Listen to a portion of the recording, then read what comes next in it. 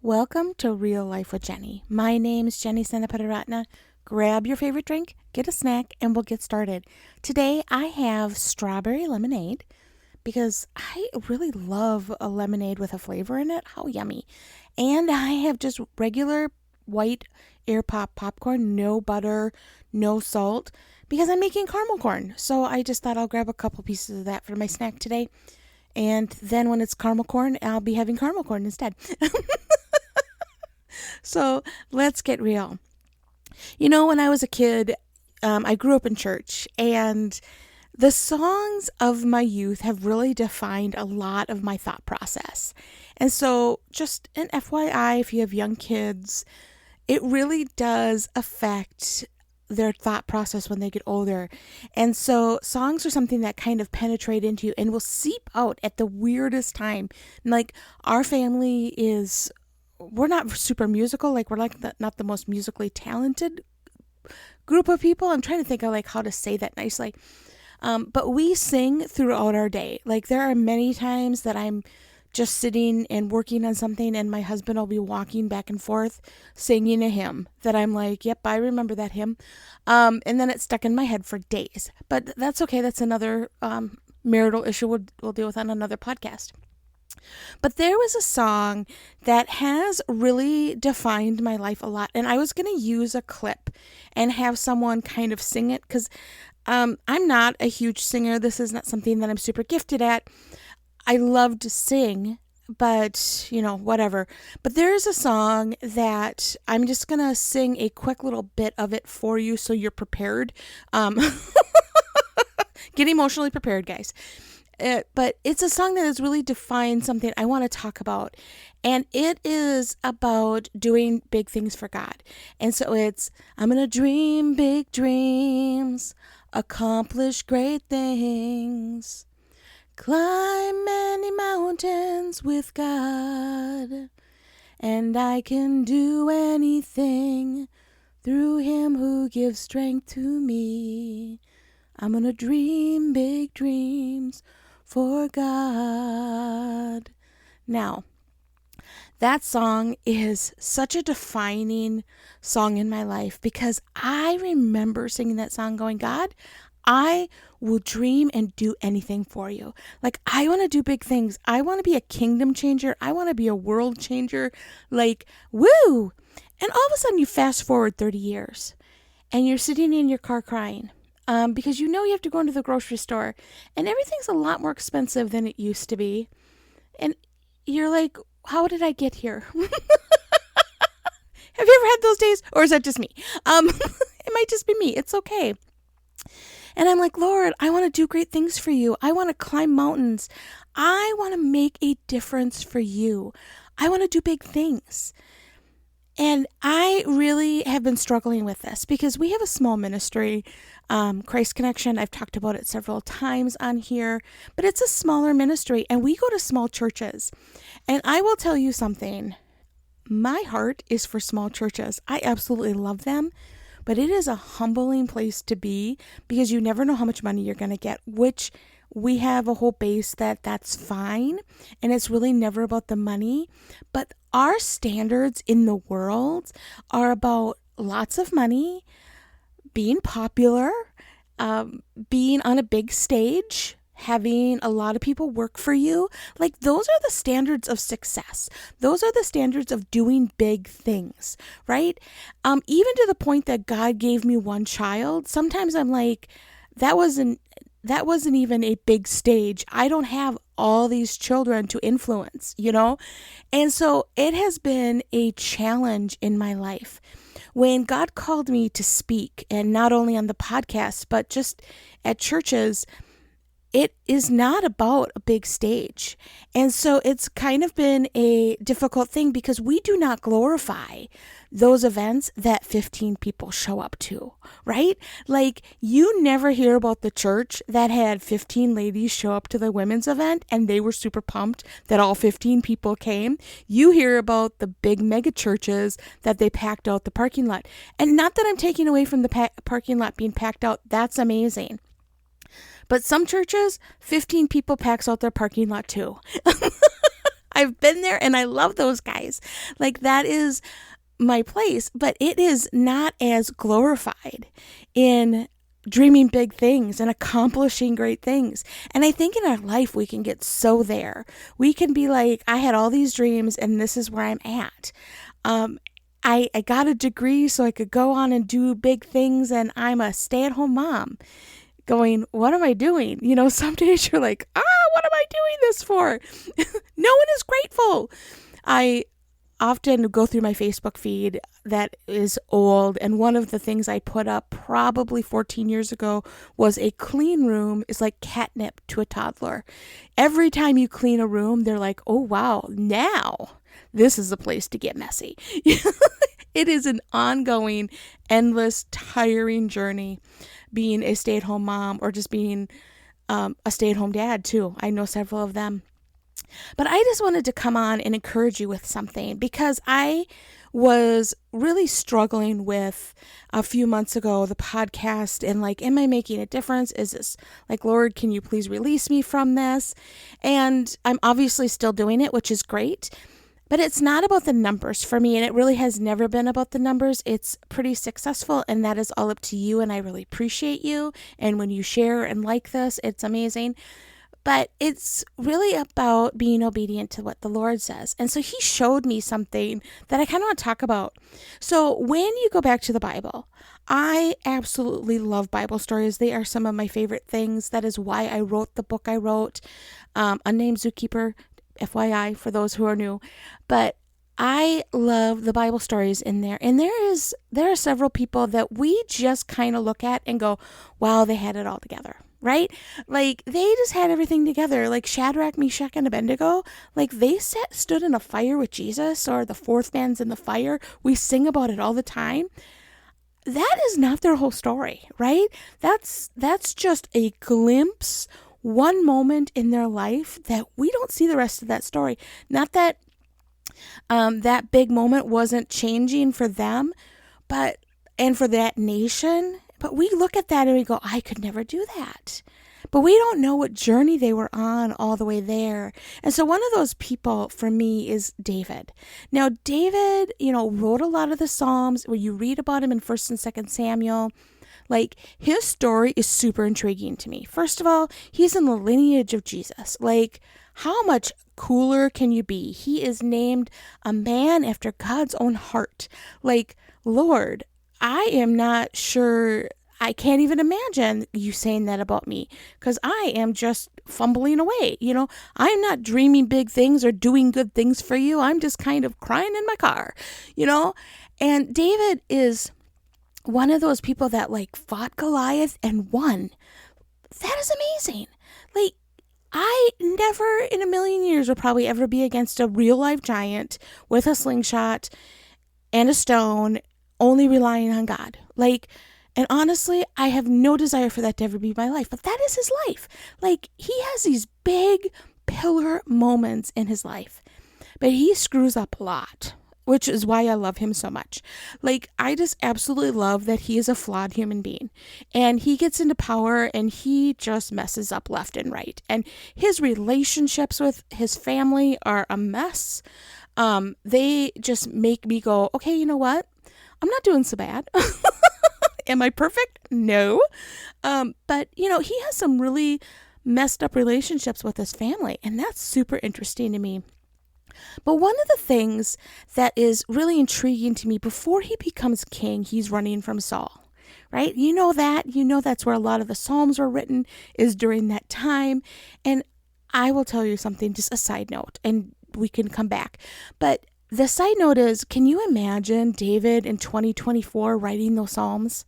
Like, the idea of him fleeing for his life in 2024 and what kind of verbiage he would have is kind of intriguing to me. I'm glad that God didn't bring it to 2024, but I'm sure it would not be the Lord is my shepherd. But God is still our provider. So anyway, we're going to go back to him running from Saul.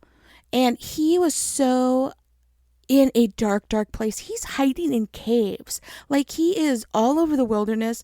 And the one thing that intrigues me is he never goes and lives with his brothers. He has all these brothers, and I'm probably wrong, and I haven't seen it in the Bible. Maybe I'm wrong. I don't know. But, like, he doesn't go find family to protect him. He is living with his enemies. He is living in caves. He's got these men that are with him, and it does not seem very glamorous. And that is really where we spend most of our lives, is in a non-glamorous place. Not many of us are going to have a spotlight and have thousands of people looking at us. Not a lot of us are going to be in a financial position that you're just giving money away because you've got extra. Not a lot of us are going to be giving advice on, whatever we're an expert on to whoever wants to listen. And I mean, that's just not where a lot of us are going to live. A lot of us are going to live in that place between the giant and the king. That's where a lot of us are going to be doing big things. And I really feel like, as I've been reading it and I have been meditating on that part of David's life, I think that was one of the biggest moments that changed that nation, was the time that he was running from Saul.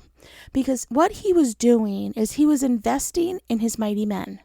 He was developing relationships, and there was iron sharpening iron in that time period. There was discipleship that was happening. There was trust that was being built, and that is how he became successful. Now, he had a lot of success in his life as he got older, and he brought the kingdoms, and this whole thing, right? Like, he is in the lineage of Jesus. Like, how much bigger can you get? Not much in my mind. But that time when he was running for his life, I really feel like was when he was doing the biggest things. The thing that really no one saw the day-to-day sitting around a fire, trying to figure out how to eat, where they're going to get water, where they're going to get supplies. No one saw that time. Making a new plan on Saul's people are getting close, we've got to move, sending out your people to kind of get feels of where everybody is. And like, we don't get to see that piece. We just, kind of imagine it. And that is the time that I really think that song would have been sung, that he was doing big things for God in that moment, because it was about those relationships around him, and that God had placed in his life during that time, during that very difficult time, that he was sharpening and discipling, and they're the reason he became successful. And of course, God too. I'm not belittling that. I just mean, like, he really took that time. And so I just want to encourage you, as you are probably in a place that you're like, but Jenny, let me tell you, my dreams have been dashed. Like, I had dreams, I was successful, I was doing really well, and then life happened. Like, that's what happens to all of us, right? And we have hills and valleys. And I love that about life, is we don't always live on the mountaintops. That is not the plan that is anyone's life. No one ever lives on the mountaintops. We have to go up and down. And we're constantly in a valley, up the hill, down the hill, wherever you are in life.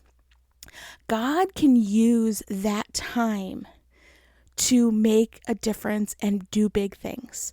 Now, I only have one child, but I'm telling you, I know that the time that I spend with her is sharpening her, and she sharpens me. And I know that that's going to make a difference in the kingdom.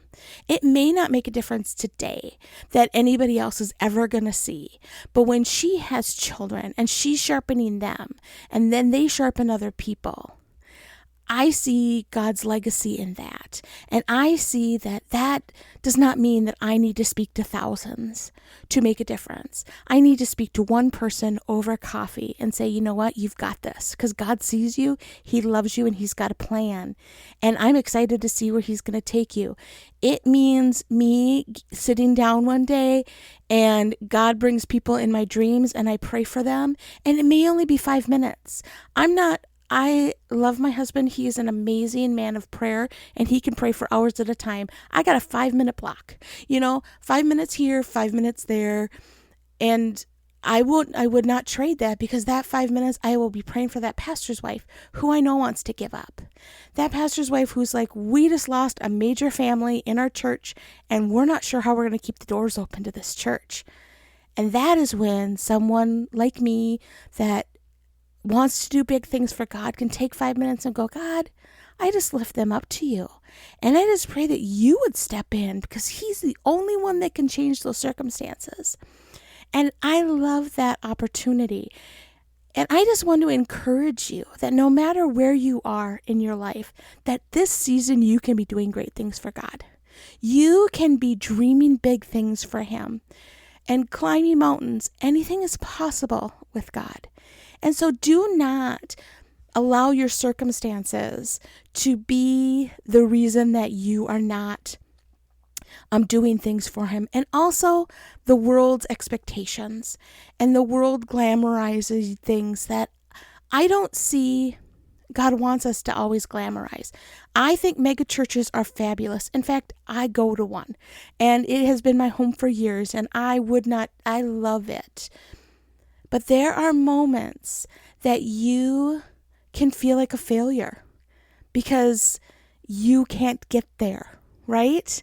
And you look around at the people in your life and you're like, I can never be that person. I can never be that beautiful. I can never be that thin. I can never be that rich. I can never.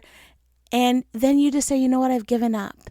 And I'm telling you, when David was in that desert place and he was with his mighty men and he is being hunted for his life, I think that was his big win in life.